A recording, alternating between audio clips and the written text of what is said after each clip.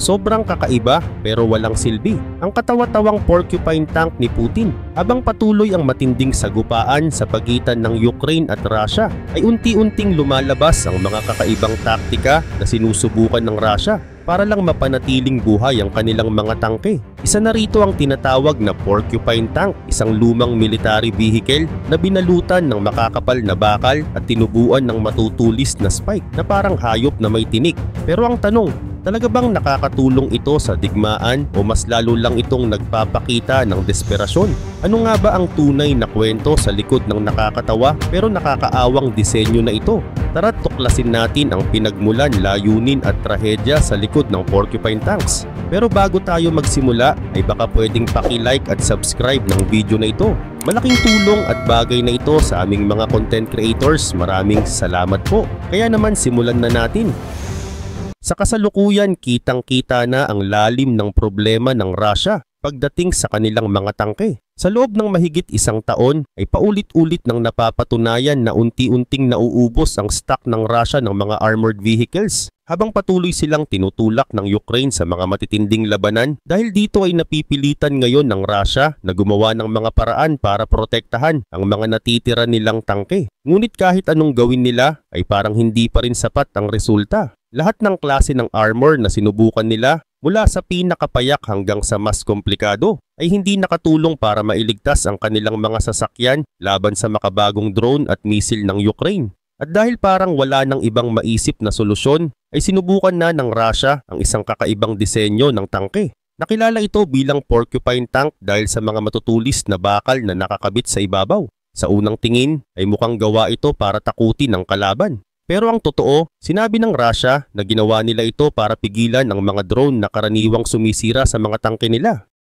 Ang problema ay hindi ito naging epektibo. Sa halip na maprotektahan ay lalo pang napahamak ang tangke. Napatunayan na ito ng Ukraine matapos nilang sirain ang isa sa mga porcupine tanks nang walang hirap. Pero para mas maunawaan kung bakit nauwi sa ganitong disenyo ang Russia, ay kailangan nating balikan ang pinagmulan nito. Noong kalagitnaan ng 2023 ay nagsimula nang lumabas ang mga report na nagsasabing gumagawa ng mga eksperimento ang Russia sa kanilang mga tangke. Layunin nilang dagdagan ang proteksyon laban sa mga drone at missile na ginagamit ng Ukraine.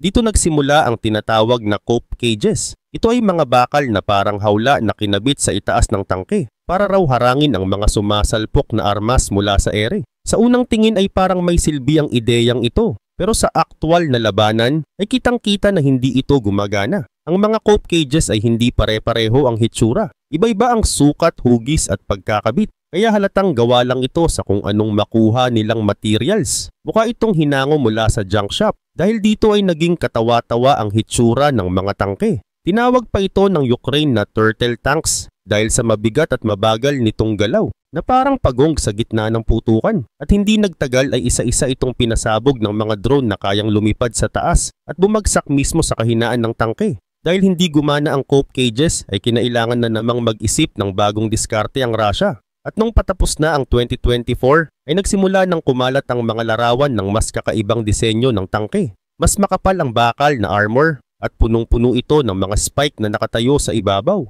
Tinawag itong porcupine tank. Sa paningin ng mga Russian commanders, ito na raw ang sagot para mapanatiling buhay ang kanilang mga sundalo sa loob ng tangke. Ayon sa kanila, ang mga spike na ito ay ginawa para sirain ang ulo ng missile bago ito tuluyang tumama sa katawan ng tangke. Sa madaling salita, gusto nilang mangyari na sa oras ng unang pagsabog ay mabawasan na agad ang lakas ng missile. Kung sakali mang hindi tuluyang napigilan ng unang putok ay baka raw kayanin pa ng armor ang kasunod na pagsabog. Ang pinakalinaw na intensyon ng Russia ay ang mailigtas ang mga sundalo sa loob kahit tamaan ng tangke. Bukod pa dito, sinabi rin nila na ang porcupine tanks ay ginawa para labanan ng FPV drones ng Ukraine. Ang mga drone na ito ay may kamera at kontrolado ng sundalo mula sa malayo. Minsan, sa isang atake lang ay kaya nitong pasabugin ang ibabaw ng tangke gamit ang maliit pero nakamamatay na pampasabog. Karaniwan, kapag tumama ito sa turret o bubong ng tangke ay hindi na ito magagamit muli. Dahil dito ay nilagyan nila ng spike ang ibabaw ng tangke. Umaasa sila na kapag may drone na bumaba para umatake ay maaga itong sasabog bago patamaan ang mismong tangke. O kaya naman ay mapipilitang lumihis ang pagsabog sa ibang direksyon. pero hindi ganoon ang naging epekto. Sa halip na protektahan ng tangke ay naging dagdag pasanin pa ito. Lumubha pa ang bigat, bumagal ang galaw at hindi rin naman napigilan ng atake ng mga drone. Ibig sabihin, kahit anong ikabit o idikit nila sa ibabaw ng tangke ay hindi nito matatalo ang bilis at husay ng mga drone operators ng Ukraine. Ang totoo, ang ideya ng Porcupine tank ay isang desperadong hakbang. Isa itong palatandaan na nauubusan na ng paraan ng Russia para mapanatili ang lakas ng kanilang puwersa sa lupa. Kahit anong klase ng bakal ang ikabit nila, kung walang tamang diskarte o teknolohiya, ay hindi ito makapipigil sa modernong paraan ng pakikipagdigma na ipinapakita ngayon ng Ukraine. Samantala, sa gitna ng nagpapatuloy na labanan sa pagitan ng Russia at Ukraine, ay unti-unting lumilitaw ang mga kakaiba. At kung minsan ay katawa-tawang solusyon na ginagawa ng Russia upang maipagtanggol ang kanilang mga gamit pandigma laban sa mabilis at technological developments ng mga armas ng Ukraine, lalo na ang mga drone. Isa sa mga pinakabagong halimbawa ng desperasyon ay ang tinatawag na Porcupine tank. Hindi ito isang bagong modelong tangke. Sa halip, ito ay isang lumang tangke o armored vehicle na binalutan ng napakakapal na metal cage na may mga nakausling bakal na spike. Sa una mong tingin, mukha itong isang sasakyang militar na ginawang parang malaking hayop na may tinik o isang porcupine. Ang layunin ng disenyo ay simple, pigilan ang mga drone ng Ukraine na makalapit o makalusot sa loob ng tangke. Ang mga spike ay inilagay upang sirain o hadlangan ang mga drone na tumatarget sa itaas ng sasakyan habang ang cage ay nagsisilbing panangga. Pero habang sa teorya ay parang may saysay ito, sa aktwal na operasyon ay naging sagabal at panganib pa ito sa mismong mga crew na nakasakay sa loob. Para maikabit ang ganitong klase ng armor, ay kailangang magsakripisyo ang mga sundalong nasa loob ng tangke. At ang unang-unang epekto nito ay ang kawalan ng visibility o kakayahang makita ang paligid. Sa mga tangke, ang periscope at cameras ang nagsisilbing mata ng operator. Kapag natakpan ang mga ito ng sobrang kapal na bakal, ay hindi na halos makakita ang nasa loob. Ang tanging direksyon na natitirang pwedeng silipin ay ang harap lang. Ibig sabihin, ang operator ay para na ring nagmamaneho ng napakabigat na sasakyan na halos walang salamin. Sa isang normal na labanan, ang pagkakaroon ng malawak na paningin sa paligid ay napakahalaga. Kailangan mong makita kung saan ang kalaban, saan may banta, o kung saan pwedeng umatras o umiwas. Pero kung limitado lang ang paningin mo sa isang direksyon, ay napakadali mong matrap o masapul nang hindi mo namamalayan. Sa mga sitwasyong ito, ang tangke na dapat ay pananggalang ay nagiging isang bitag sa sarili nitong crew at hindi lang paningin ng problema. Ang sobrang bigat ng porcupine cage ay may seryosong epekto rin sa galaw ng tangke. Ayon sa mga pagtataya, ang pinakamagagaan sa mga cage na ito ay aabot ng lampas 500 pounds at ang mas malalaki ay maaring umabot hanggang 1 tonelada o higit pa. Sa bigat pa lang na yon ay malinaw na bumabagal ang kilos ng tangke. Hindi ito basta-basta makakabig o makakatakbo kung kailangan. Mas mahirap din itong kontrolin. Kapag kailangang lumiko, ay parang barkong kailangang umikot pa bago makapihit. Dahil dito ay tumataas ang tsansa na tamaan ito ng missile o drone. Bukod pa dyan, ang dagdag na bigat ay mas malakas ding kumonsumo ng gasolina. At sa gitna ng giyera, ang pagkaubos ng fuel ay katumbas ng tiyak na kapahamakan. Mas delikado pa. Dahil sa sobrang bigat ay may posibilidad na masira ang makina o matigil sa pag-andar ang buong sasakyan, lalo na kung ginagamit sa hindi patag na lupa. Sa kabila ng mga kahinaang ito ay pinili pa rin ng Russia na gamitin ng ganitong klase ng cage. Para sa kanila, mas mabuti na ito kaysa sa walang depensa. At noong buwan ng May ay lumabas ang kauna-unahang aktwal na ebidensya ng paggamit ng porcupine armor sa isang totoong labanan. Pero sa halip na magpakitang gilas ang sasakyang ito ay mas lalo pa itong nabunyag na hindi epektibo. Ayon sa ulat noong May 26, hindi isang tangke kundi isang BMP Infantry Fighting Vehicle ang unang nilagyan ng porcupine armor. Binalot ito ng bakal na cage at tinadtad ng spike na nakausli sa lahat ng direksyon. Halata ang intensyon na pigilan ang mga drone ng Ukraine na makalapit o makalusot, ngunit hindi ito naging hadlang sa isang taktikal na atake mula sa mga sundalo ng Ukraine. Kaugnay din nito isang video na inilabas noong May 23 ang naging patunay ng kabiguan ng porcupine armor. Sa video ay makikita ang isang sasakyang militar ng Russia na tila wala ng silbi at nakahinto sa gitna ng kalsada. Hindi na halos makilala ang itsura nito dahil sa kapal ng bakal at dami ng spike na nakatabon dito. Paikot-ikot ang reconnaissance drone ng Ukraine sa paligid nito, sinusuri kung alin ang pinakamahinang bahagi. Ilang sandali pa ay lumabas ang isa pang drone, isang FPV drone na may dalang pampasabog. Mabagal itong lumipad, dahan-dahang umaangat at bumababa. Tinatansya ang tamang posisyon at tamang distansya ng target at nang makita na nito ang tamang pagkakataon, bigla na lamang itong bumilis. Sa huling segundo ng video feed bago ito mawala ay makikitang lumusot ito sa pagitan ng spike at tuluyang sumalpok sa ibabaw ng sasakyan. Nang bumalik ang kuha sa reconnaissance drone ay makikitang sumabog ang buong sasakyan. Isang malakas na pagsabog ang tumama at sabay-sabay na lumiyab ang tangke. Kumapal ang usok at makikita sa video na parang naipon pa lalo sa loob ng cage ang epekto ng pagsabog. Sa halip na protektahan ng sasakyan, ang cage pa mismo ang naging dahilan kung bakit mas nakapinsala ang pagsabog sa loob kaysa sa labas. Sa isa pang bahagi ng video ay mas malinaw na nakita ang mga spike na naglalagablab habang patuloy ang pag-apoy sa tangke. Ilang sandali pa ay narinig sa background ng video ang salitang badaboom, eksaktong sabay ng huling malakas na pagsabog na tila nagpabura sa buong sasakyan. Ang naiwan ay isang sunog na kalansay na bakal sa gitna ng kalsada. Ngunit may isang detalye na lalong nagpahina sa Russia. Ayon sa ulat, ang sasakyan ay nakahinto bago pa man ito atakihin. Ibig sabihin may sapat na oras ang drone ng Ukraine para planuhin ang kanilang galaw.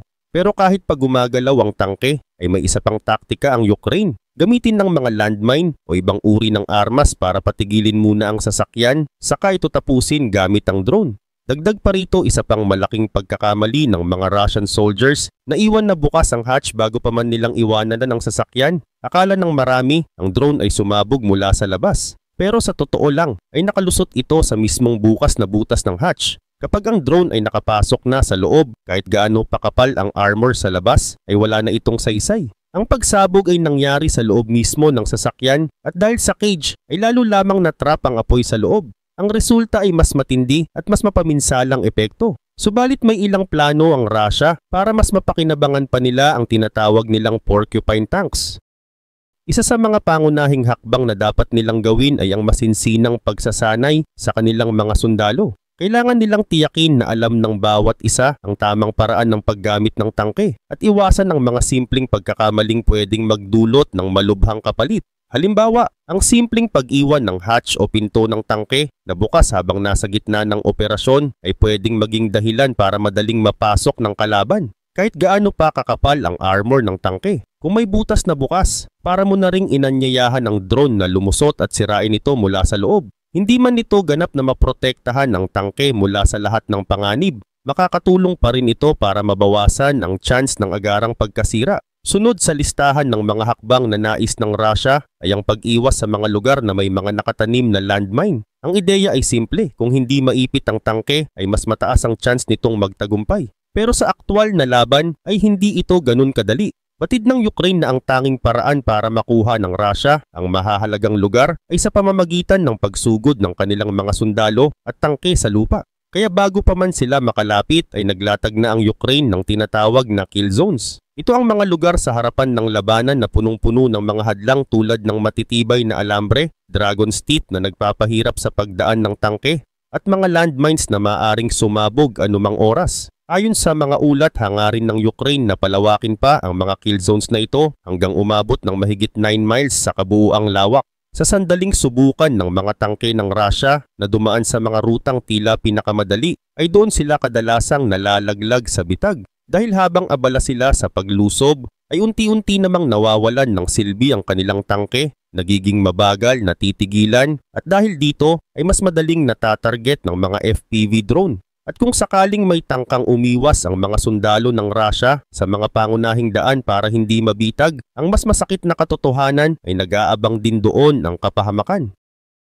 Ang mga alternatibong ruta ay pinagmamasdan ng mga drone ng Ukraine. Sa bawat galaw ng tangke ay agad itong binobomba ng mga artillery.